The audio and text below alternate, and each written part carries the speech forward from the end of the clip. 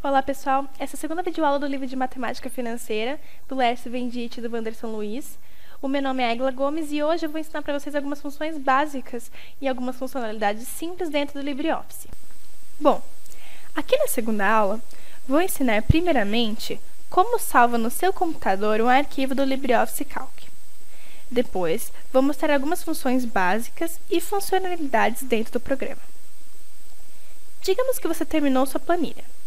Então, para salvar corretamente dentro do seu computador, você vai até o menu de arquivo, entre em Salvar como, seleciona.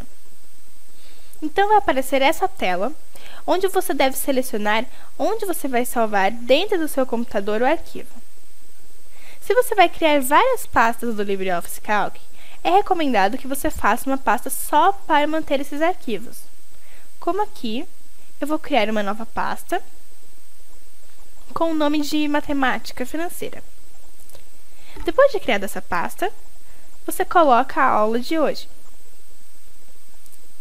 Depois de salvo esse arquivo, se você precisar fazer alguma alteração, aí sim você apenas clica em salvar lá em cima, aqui no menu de arquivo. E então, ele vai salvar automaticamente o arquivo modificado no lugar do antigo. Agora que você já sabe como salvar esse arquivo, vou mostrar algumas funções básicas que são mais práticas se você lembrar delas do que ficar as procurando dentro do botão de funções. Isso para poucos números. Eu já deixei aqui preparado para que vocês vissem os símbolos do programa. O símbolo de adição é o símbolo de mais do seu teclado.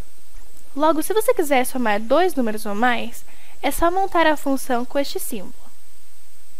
Lembrando duas coisas. Primeiro, nunca esquecer de colocar o símbolo de igual, seja no seu teclado e seja no botão acima. E que se for para um grande número de dados, compensa você escrever uma função mesmo, que se escreve da forma igual, soma, tudo maiúsculo, abre parênteses, o primeiro elemento, dois pontos, e o último elemento, e fecha com parênteses. O símbolo da subtração é o sinal de menos do seu teclado. E ela não tem uma função já pronta dentro do LibreOffice. Porque no caso da subtração, faz diferença a ordem dos números. Mas você pode escrever os números que você quer que subtraia negativos e assim fazer a soma, o que dará no mesmo. A multiplicação é dada pelo símbolo de asterisco ou pela função igual, multi, abrindo parênteses e fechando parênteses para o último. Para a divisão, se usa a barra deitada para a direita, e ela também não tem uma função específica dentro do LibreOffice, mas você pode colocar para multiplicar por um número fracionário ou decimal que seja equivalente à divisão. E ainda há uma função chamada quociente, e ela dá em número inteiro o resultado da divisão, mas é mais fácil mesmo com a barra. Para exponenciação, usamos o símbolo de acento circunflexo. E ela possui uma função que se chama potência, que faz a mesma coisa. Se especificamente a base for e, temos a função xxp, que vem de exponencial. Dentro do programa, para montar as funções, nós não usamos o colchetes ou a chave como aprendemos na escola. Nós apenas usamos os parênteses quantas vezes precisar, desde que você defina bem, então o LibreOffice vai calcular inteiramente. Por exemplo, 10 vezes 5 mais 10 mais 5. A gente coloca os parênteses e ele calcula facilmente. Fora essas funções de operação matemática, nós temos também as funções de comparação, que compara duas células.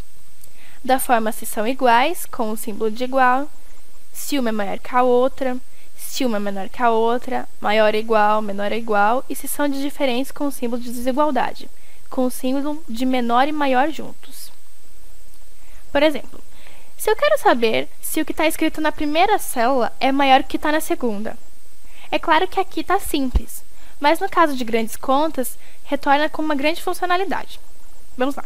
Colocamos a primeira com o símbolo de maior e depois a segunda.